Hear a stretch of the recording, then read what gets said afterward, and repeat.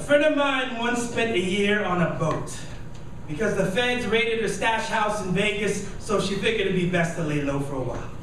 So she got to see Thailand and India, visited her motherland in China, and hit up just about every party island in the Mediterranean. When she returned, she called me with only the spares, the details, the bus, the boat, etc. Only really wanted to know about me. So I told her the truth. Since the last time we had talked, I moved back home because all my money ran out on me. Now I see a therapist every 2 weeks.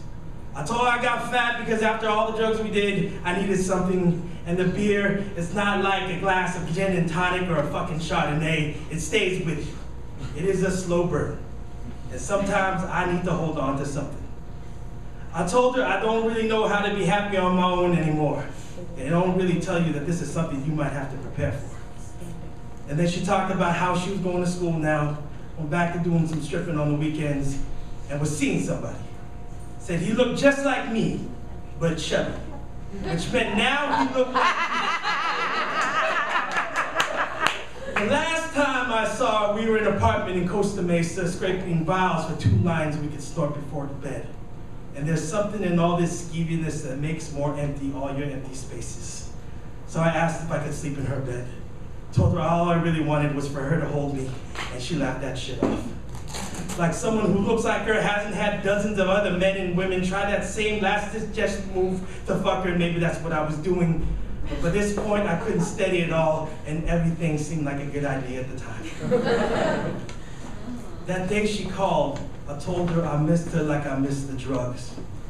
She asked if I was still using. I told her sometimes, but I missed it.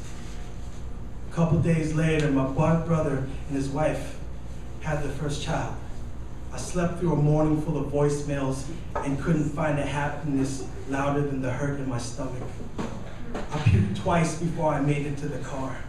Arrived at the hospital as a wobbly husk, counting and recounting the number of his steps. When I got there, my brother was cradling the baby.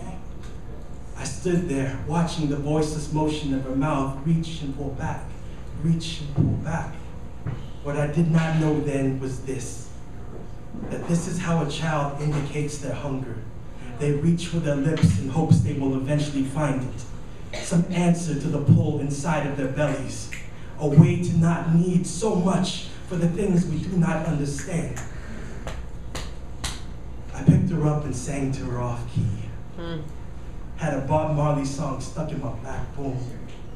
Won't you help to sing these songs of freedom? When I looked over, my brother had fallen asleep in his chair.